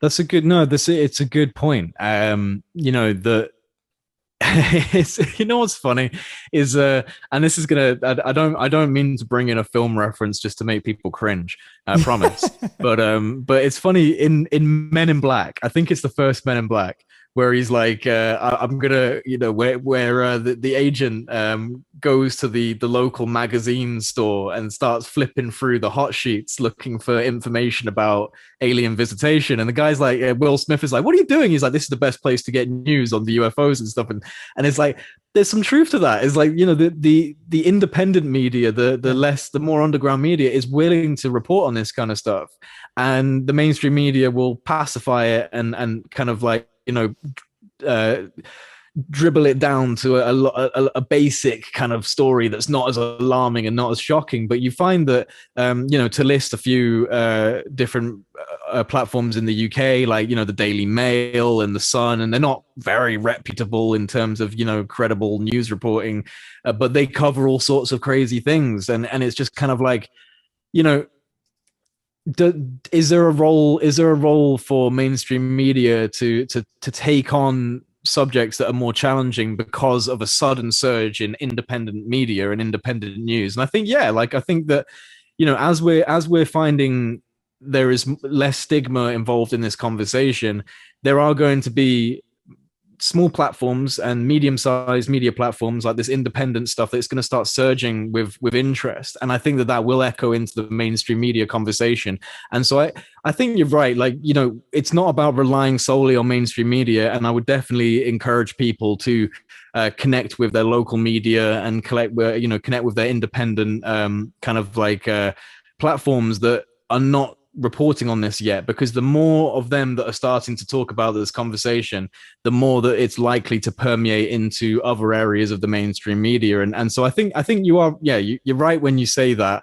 But I do think that at the same time, some of the biggest impacts that have occurred recently, even though they're not diving into the deep level of this, they have come from mainstream media, like the announcements and the front page news stories from the New York Times have played a massive role in speeding up the conversation. But it's like Richard Dolan says, it's still a drip, drip, drip. When, we know that there's probably crash retrieval programs, reverse engineering programs. They probably do have an intact craft or multiple intact craft. Oh, yeah. And we're here talking about UAP, unidentified aerial phenomena. Like, it's just kind of like, that is not acceptable. That's not an acceptable speed. And we do need to put pressure onto the mainstream media. The issue is it does come back to the fact that it's not journalists, it's the power structure above them, because I can talk to Leslie Kane off record about so many different things that she's nodding her head and going, like that's definitely true. That's most likely the case, but they can't report on it. They can't report on it unless they get corroboration. And another thing, a problem with mainstream media like the New York Times is they usually need two corroborating sources on record that are not anonymous, like actually coming out publicly. They need usually two or more to even consider it as a story. And when you're diving into crash retrievals, no one wants to go on to the New York Times and reveal themselves and talk about it publicly. So, there is a problem there. There's a barrier. And this is why I do genuinely feel that the consciousness conversation is a lot more empowering for individuals, because if you're just nuts and bolts, then you're basically waiting for the government to reveal the next thing. If your consciousness, if you're involved in this from the side of consciousness and through some form of contact initiation, you can have your own disclosure. Like, disclosure's already happened for me on a personal level. I know it's real. And so, there's a lot more power in that. There's a lot more power in that. And we're a lot more free than these intelligence operatives and these people in the programs. Like they can't move outside of their box. They can't talk about stuff. We can. Yes, we might not have the insider knowledge that they have, but we have a pretty good archival background of what could be going on in this conversation. As citizens, if you do your due diligence and you start researching this, which more people are because of things like the mainstream media coverage. So people are looking back into this now and researching it. But when it comes to the consciousness side of this, it's very empowering, because you realize that there's a power within you to have this kind of contact or communication or some level of experience. And I think that for me personally, what disclosure might mean, like disclosure really to me is just global recognition that this is real, and then from that point, because the government is not going to willingly talk about crash retrievals and stuff like that. They're just not going to do it. So I honestly think that natural movement, natural evolution will happen in this subject when there's a global recognition that this is real, which is slowly starting to happen. And maybe there's going to be some events, who knows, like some unveiling, some revealing from the phenomenon, because the phenomenon holds the cards, and to some extent it could come down and instantly change everything. It could literally, present itself en masse to the globe, but it hasn't done that yet. And so there's a preparation period I feel like we're in right now. And so, if you're involving yourself in the side of the consciousness side of this issue, you're more likely to have a self-affirming situation where you're able to be more comfortable with what's going on in the wider conversation, because you've already had this realization that there's something to this. And so I mean, I'm gonna stop babbling on. It's well said. I mean, I think it's the reason why we chat these things out is because there is no clear answer. Right? Nobody knows the best way forward. We just know that there's something to be talked about here, and there's concerns like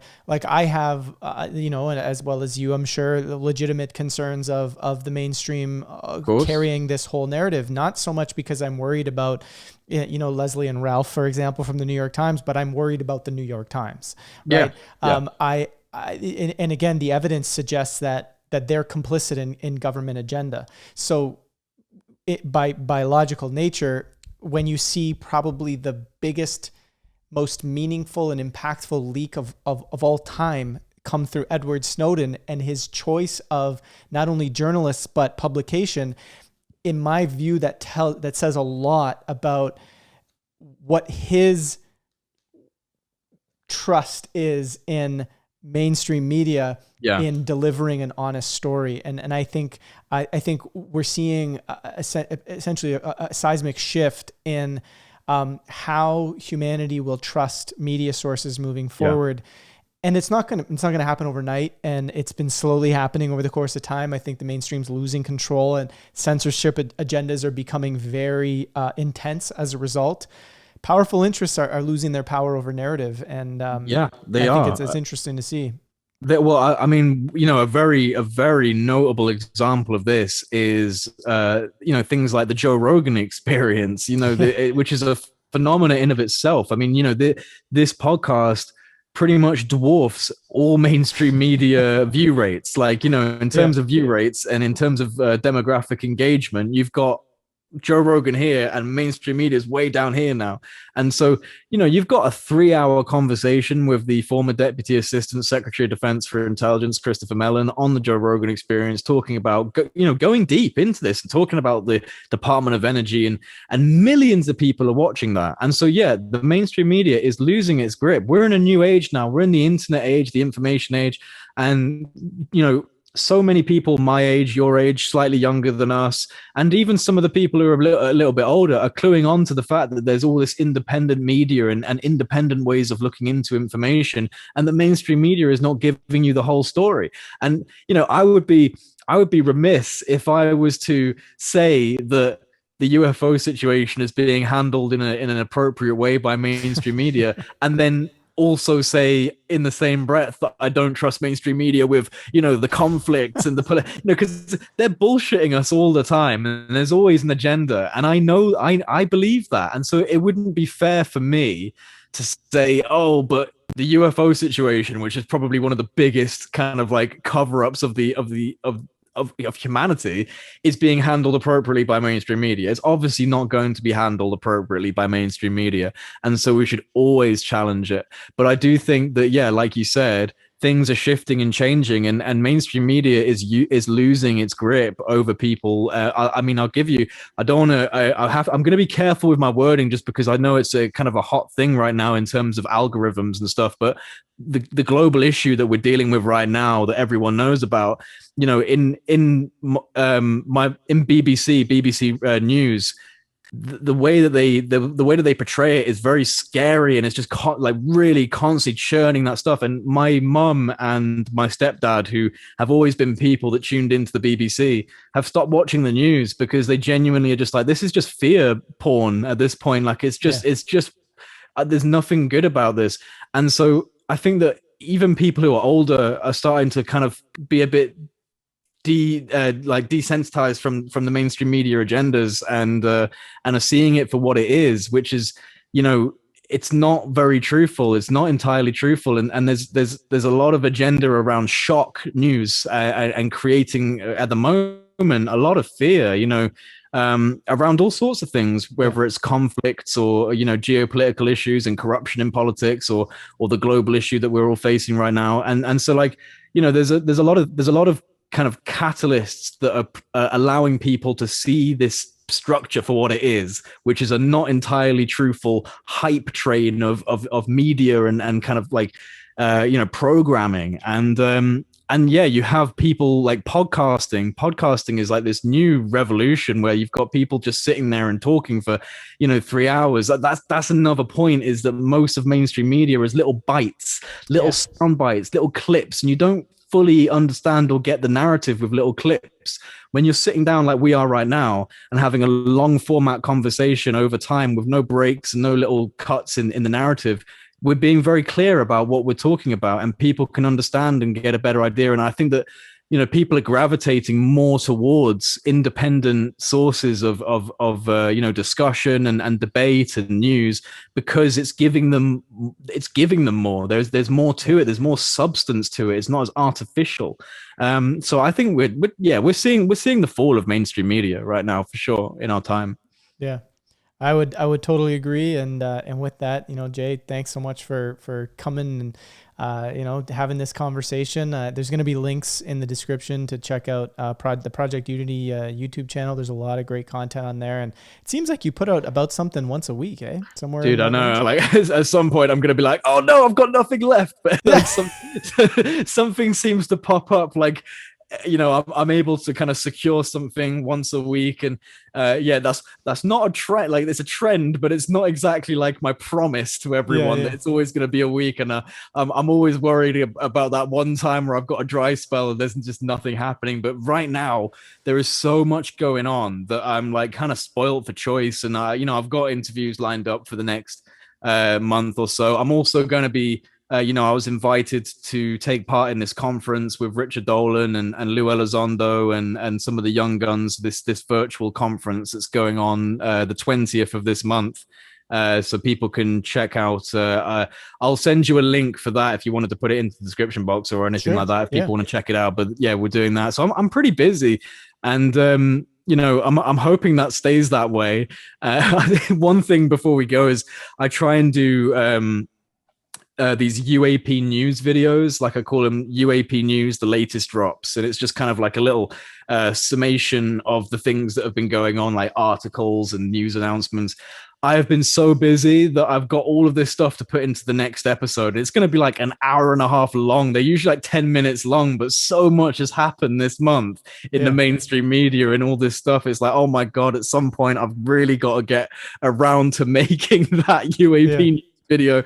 Kind of dreading it because there's so much to put into it. But no, I mean it's a busy time, and hopefully it stays that way. But dude, I've really enjoyed this. Like, I'll have to get you on for a discussion on Project Unity as well at some point, because I love having these kind of serious professional interviews that I can send to people and they're going, oh wow, like, you're interviewing this guy. But I also really love just chilling out and having a conversation like this where it's just a nice back and forth with two people that are interested in the same kind of stuff. So yeah, it's been really awesome, Joe. I really appreciate you inviting me on.